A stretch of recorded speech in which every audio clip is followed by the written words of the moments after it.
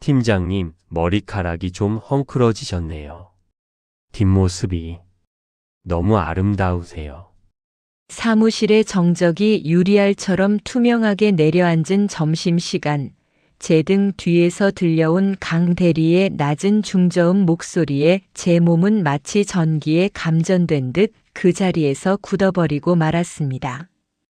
그가 아주 천천히 마치 세상에서 가장 깨지기 쉬운 보물을 다루는 것처럼 제 목덜미에 흩어진 머리카락을 손가락으로 쓸어넘기기 시작했습니다.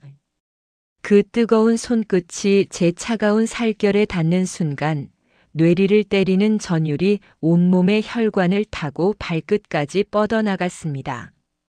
에어컨 바람이 분명히 제 어깨를 스치며 지나가고 있는데도 제 목덜미만큼은 그가 내뱉는 뜨거운 숨결 때문에 타들어갈 것처럼 화끈거렸습니다.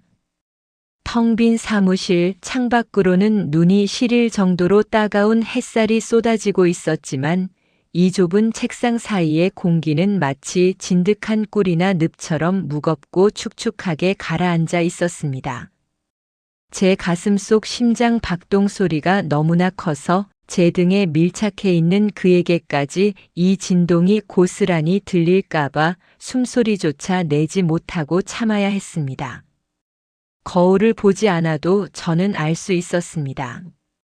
지금 제 얼굴이 얼마나 붉게 달아올랐는지, 그리고 제 눈동자가 얼마나 갈 길을 잃고 흔들리고 있는지 말이에요.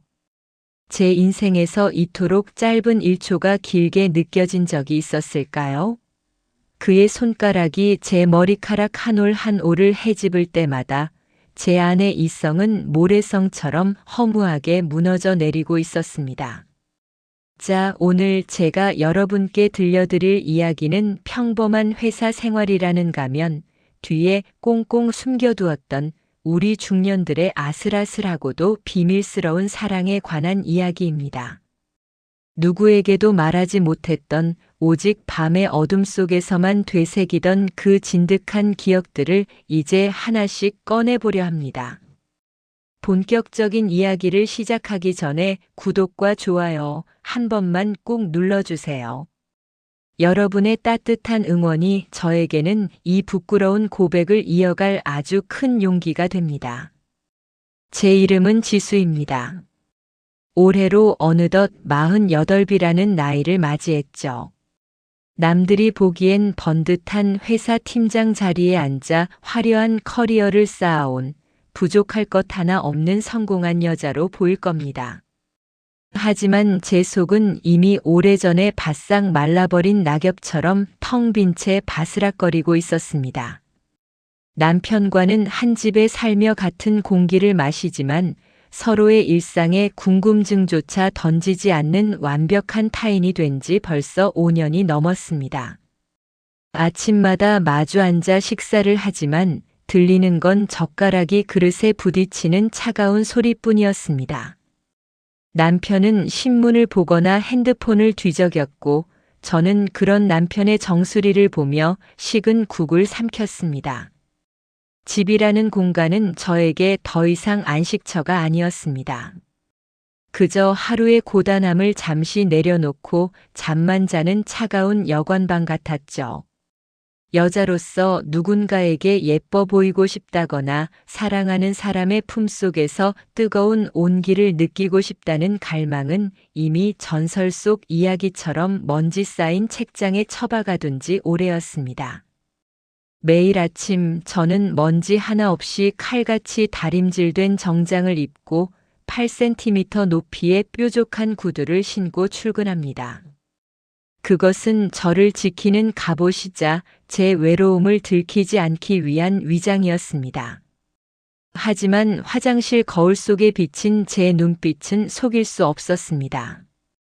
화장으로 아무리 덮어보려 해도 눈가에 서린 푸석하고 건조한 기운은 숨길 수가 없었죠.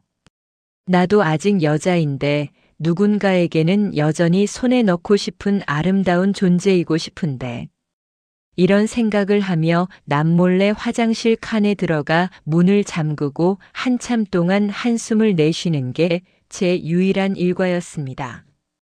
제가 회사 업무에만 미친 듯이 매달리고 남들보다 더 독하고 차갑게 팀원들을 몰아붙였던 건 아마도 그런 시린 공허함을 잊고 싶었기 때문일 겁니다. 일이라도 없으면 정말 제가 연기처럼 사라져 버릴 것 같았거든요. 누군가에게 쓸모 있는 존재라는 걸 증명하기 위해 저는 매일 자신을 채찍질했습니다.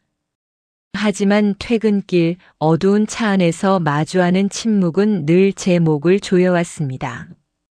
그렇게 제 삶은 무채색의 풍경 속에 영원히 갇혀버리는 줄 알았습니다. 건조하고 딱딱한 껍데기만 남은 중년의 비극이라고 스스로를 다독이며 그렇게 늙어가는 것을 숙명이라 믿었습니다. 하지만 제 마음 깊은 곳, 저조차 잊고 있었던 지하실 어딘가에는 아주 작은 불씨 하나가 여전히 살아남아 숨을 쉬고 있었나 봅니다. 단 한 번의 강한 바람만 불어도 화르르 타오르며 온 세상을 태워버릴 준비가 되어 있는 아주 위험하고도 뜨거운 욕망의 불씨 말입니다. 그런 제 건조한 일상에 아주 미세한 균열을 내며 파고든 사람이 바로 강민준 대리였습니다. 36, 딱 보기 좋게 익은 나이에 그는 첫 출근 날부터 사무실의 공기를 바꿔놓았습니다. 운동으로 다져진 넓은 어깨는 셔츠가 터질 듯 팽팽했고 서류를 넘기기 위해 소매를 걷어 올릴 때마다 불끈거리며 솟아오르는 굵직한 팔뚝의 힘줄은 제 시선을 강제로 고정시켰습니다. 그는 우리 팀에서 가장 일을 잘하는 핵심 인재였지만 저에게만은 늘 묘한 거리감을 유지하면서도 결정적인 순간에 선을 넘을 듯 말 듯한 태도를 보였습니다. 그는 말수가 적고 묵직한 성격이었지만 저를 바라보는 그 남자의 눈빛만큼은 여느 남자들과 달랐습니다. 단순히 상사를 공경하는 눈빛이 아니었습니다. 마치 사냥감을 조용히 지켜보는 맹수처럼 제 일거수일투족을 관찰하며 제 안의 약점을 파고드는 진하고 깊은 눈빛이었죠. 가끔 결제 서류를 주고받을 때 슬쩍 스치는 그의 손가락은 놀라울 정도로 뜨거웠습니다. 그 짧은 접촉만으로도 제 몸 안쪽 깊은 곳에서 말할 수 없는 미세한 경련이 일곤 했죠. 팀장님, 여기 사인해 주셔야 합니다. 그가 제 귓가에 대고 낮게 속삭일 때의 그 중저음은 제 심장을 간지럽혔습니다. 그 목소리는 마치 제 이름을 아주 은밀한 침대 위에서 부르는 것처럼 굵고 묵직하게 깔리며 제 이성을 흔들어 놓았죠. 그는 제가 헝클어진 머리카락을 만지며 고뇌에 빠질 때나 야근 중에 피곤해서 목을 뒤로 젖히고 눈을 감고 있을 때면 귀신같이 알고 다가왔습니다. 팀장님, 커피 한 잔 드실래요?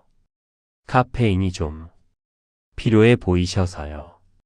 그가 건네는 종이컵을 받을 때 느껴지는 온기보다 제 손등을 스쳐 지나가는 그의 거친 손바닥 촉감이 훨씬 더 뜨겁게 느껴졌습니다. 그는 가끔 오늘 향수가 아주 자극적이네요. 제 스타일입니다. 같은 위험한 말들을 무심하게 툭 던지고 지나갔습니다. 그럴 때마다 저는 제 나이도 제 직위도 잊은 채 처음 연애를 시작한 철없는 소녀처럼 가슴이 쿵쾅거렸습니다. 강 대리의 그 단단한 체구와 저를 빤히 쳐다보는 그 묵직한 시선은 제 안에 잠들어 있던 암사자를 매일 조금씩 잠에서 깨우고 있었습니다.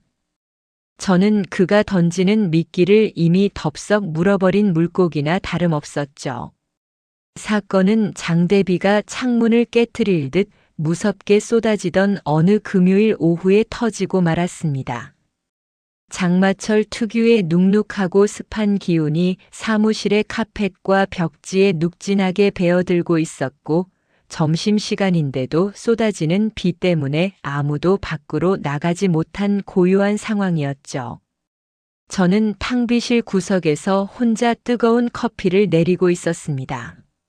원두가 갈리는 소리와 빗소리가 뒤섞여 묘한 리듬을 만들고 있을 때 갑자기 우르르릉 하는 거대한 천둥 소리와 함께 건물의 모든 불이 한꺼번에 꺼져버렸습니다. 칠흑 같은 어둠이 찾아온 그 작은 공간에서 저는 당황해 제자리에 못 박힌 듯 멈춰 섰습니다. 어머, 이게 무슨 일이야? 앞이 전혀 보이지 않아 벽을 더듬거리며 출구를 찾으려는데 갑자기 뒤에서 누군가의 크고 단단한 몸이 제 등을 덮쳐왔습니다. 아니, 그것은 덮쳤다기보다 저를 집어삼키는 듯한 거대한 파도 같았습니다. 강대리였습니다.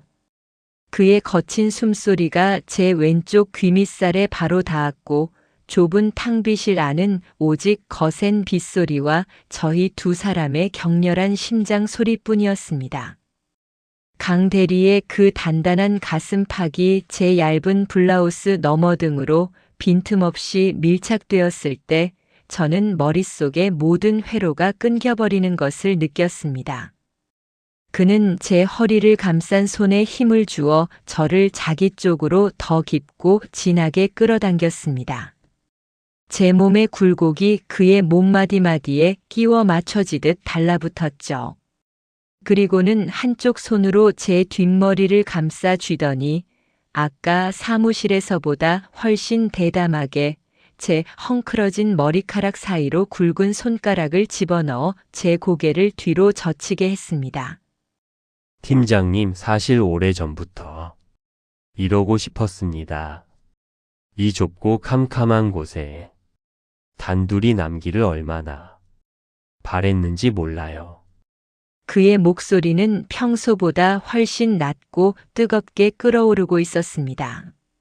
어둠 때문이었을까요? 아니면 빗소리에 섞여 들어온 그 남자의 짙은 땀 냄새 때문이었을까요? 제 이성은 이미 기능을 상실한 지 오래였고 제 몸은 속수무책으로 그에게 기대어 촛농처럼 녹아내리고 있었습니다. 제 아랫배 쪽에서 느껴지는 그의 묵직한 존재감이 저를 압박할수록 제 안의 깊은 곳에서는 억눌러왔던 갈증이 축축하게 배어나오기 시작했습니다. 강 대리의 손길은 멈출 기미가 보이지 않았습니다. 오히려 더 깊은 곳을 갈망하듯 제 목덜미를 타고 천천히 내려가 블라우스 첫 번째 단추 근처의 예민한 살결을 거칠게 문질렀습니다. 강 대리님, 안 돼요. 누가 오면 어쩌려고. 제 입술은 분명 거절의 말을 내뱉으려 애썼지만 제 목소리는 이미 쾌락에 젖어 눅눅하게 갈라져 나오고 있었습니다. 그의 뜨거운 혀가 제 귓불을 살짝 깨물었을 때 저는 비명 대신 나직한 신음을 내뱉으며 그의 어깨에 얼굴을 묻었습니다. 그때였습니다. 복도 끝에서 여러 사람의 웅성거리는 발소리와 구두 소리가 들려왔습니다. 정전인가 봐. 탕비실에 비상전력 들어오나. 확인해봐. 동료들의 목소리가 문 바로 앞까지 다가와 멈췄습니다. 저는 심장이 입 밖으로 튀어나올 것 같은 극심한 공포에 질려 제 손으로 입을 꽉 틀어막았습니다. 만약 지금 저 문이 열리고 팀장인 제가 부하 직원과 이런 자세로 엉켜있는 걸 들킨다면 제 인생은 그날로 끝장이라는 생각에 온몸의 털이 쭈뼛 섰습니다. 하지만 이상하게도 그 죽을 것 같은 공포는 기묘한 흥분과 섞여 제 몸을 더 뜨겁게 달구었습니다. 강 대리는 당황한 기색도 없이 오히려 제 허리를 더 꽉 부여잡으며 제 귓속에 낮게 의조렸습니다. 가만히 있어요. 들키고 싶지 않으면 숨소리도 내지 말고 내 몸에 더 밀착해요. 그의 손이 제 입을 막고 있던 제 손 위를 덮어 눌렀고 우리는 어둠 속에서 서로의 살결이 비벼지는 소리조차 죽이며 그 아슬아슬한 위기를 함께 견뎌냈습니다. 문 밖에 사람들이 아무도 없나 보네라며 멀어지는 소리가 들릴 때까지 저희는 서로의 뜨거운 숨을 나누며 마치 하나가 된 것처럼 굳어 있었습니다. 그 짧은 1분이 제 평생에서 가장 길고도 짜릿한 시간이었음을 저는 부인할 수 없었습니다. 그날 탕비실에서의 아찔한 정전 사건 이후 제 일상은 완전히 무너져 내렸습니다. 겉으로는 여전히 차가운 팀장의 가면을 쓰고 있었지만 제 속은 이미 강 대리라는 불꽃에 타버려 재만 남은 상태였죠. 회의 중에 그가 펜을 돌리거나 셔츠 단추를 답답한 듯 만지작거리는 사소한 행동 하나하나가 다 성적인 자극으로 다가와 제 뇌를 마비시켰습니다. 그가 서류를 내밀 때 스치는 손가락 끝에 감촉을 떠올리는 것만으로도 제 다리 사이는 촉촉하게 젖어들곤 했습니다. 밤에 침대에 누우면 옆에서 벽을 보고 코를 골며 자는 남편의 뒷모습이 그렇게 미울 수가 없었습니다. 제 상상 속에서는 늘 남편 대신 강 대리가 저를 침대 모서리로 몰아붙이고 있었죠. 제 손은 저도 모르게 이불 속에서 제 가슴과 허벅지를 더듬게 되었고 그때마다 거친 숨을 몰아쉬며 그의 이름을 소리 없이 불렀습니다.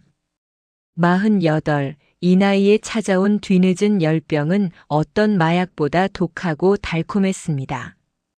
저는 점점 더 자극적인 상황을 꿈꾸게 되었고 그와 다시 단둘이 남게 될 순간만을 애타게, 아니 미친 듯이 갈구하는 제 자신을 발견했습니다. 회사 거울 속에 비친 제 모습은 예전과는 확연히 달랐습니다. 눈빛에는 묘한 생기가 돌았고 입술은 늘 무언가를 머금은 듯 촉촉하게 빛났습니다. 팀원들이 팀장님, 요즘 연애하세요? 라고 농담을 던질 때마다 제 가슴은 뜨끔하면서도 묘한 정복감을 느꼈습니다. 그래, 너희가 상상도 못할 만큼 뜨거운 비밀을 나는 품고 있어. 이런 비뚤어진 우월감이 제 공허했던 자아를 채워주고 있었습니다. 일주일 뒤 모두가 퇴근하고 사방이 고요해진 밤 10시. 저는 눅눅한 피로를 어깨에 얹고 지하 주차장으로 내려갔습니다. 제 차 옆에 익숙한 실루엣이 보였습니다. 강 대리가 제 차 문에 기댄 채 담배를 태우고 있었죠. 주황색 담배 불빛이 깜빡일 때마다 그의 날카로운 콧날과 굳게 담은 입술이 드러났습니다. 주차장의 서늘한 공기는 순식간에 그의 짙은 향수와 담배 향으로 가득 찼습니다. 기다리고 있었습니다. 팀장님, 오늘은 도망갈 생각하지 마세요. 그는 다 타버린 담배를 발로 비벼 끄더니 제게 성큼성큼 다가왔습니다. 그는 제 양손목을 부드럽지만 압도적인 힘으로 낚아채 차 문에 고정시켰습니다. 그의 눈은 마치 굶주린 짐승처럼 번뜩였고 잡힌 손목을 통해 전해지는 그의 강한 심장 박동은 제 온몸을 무력화시키기에 충분했습니다. 그날 탕비실에서 팀장님도 느꼈잖아요. 우리가 서로를 얼마나 원하고 있는지. 그는 제 헝클어진 머리카락을 다시 한번 귀 뒤로 정성스럽게 넘겨주더니 제 입술이 닿을 듯 말 듯한 거리까지 얼굴을 밀어 넣었습니다. 그의 뜨거운 숨결이 제 입안으로 스며들어오는 기분이었죠. 지금 제 오피스텔로 갈까요? 아니면 이 좁고 어두운 차 안에서 우리가 못다한 이야기를 끝낼까요? 선택은 팀장님이 하세요. 하지만 오늘 밤 저는 당신을 절대 그냥 보내고 싶지 않네요. 여러분, 지금 제 앞에는 평생 느껴보지 못한 가장 뜨겁고도 위험한 유혹이 활짝 열려 있습니다. 이 남자의 손을 잡고 선을 넘어 한 번도 가보지 못한 금지된 쾌락의 숲으로 발을 들여야 할까요? 아니면 마지막 남은 이성의 끈을 붙잡고 다시 그 차갑고 적막한 집으로 돌아가야 할까요? 가정을 지키고 품위를 유지하는 것이 정답이라는 건 머리로는 너무나 잘 알고 있습니다. 하지만 제 몸의 모든 세포는 이미 그가 주는 그 단단하고 뜨거운 위로를 비명 지르듯 원하고 있습니다. 제 인생의 가을에 다시는 오지 않을 이 불꽃 같은 순간을 제가 정말 외면할 수 있을까요? 여러분이 만약 저라면 이 아슬아슬한 주차장의 갈림길에서 어떤 선택을 하시겠습니까? 한 번쯤은 나 자신만을 위한 뜨거운 밤을 보내시겠습니까? 아니면 평생 후회로 남을지라도 발길을 돌리시겠습니까? 여러분의 솔직한 생각과 조언을 댓글로 남겨주세요. 여러분의 댓글 하나하나가 제 다음을 결정하는 중요한 이정표가 될지도 모릅니다. 자, 다음 이야기가 궁금하시다면 꼭 구독과 좋아요, 알림 설정까지 눌러주시고 기다려주세요. 여러분의 선택에 따라 이 두 사람의 밤이 어떻게 타올랐는지 더 은밀한 이야기로 돌아오겠습니다. 지금까지 제 이야기를 들어주셔서 감사합니다.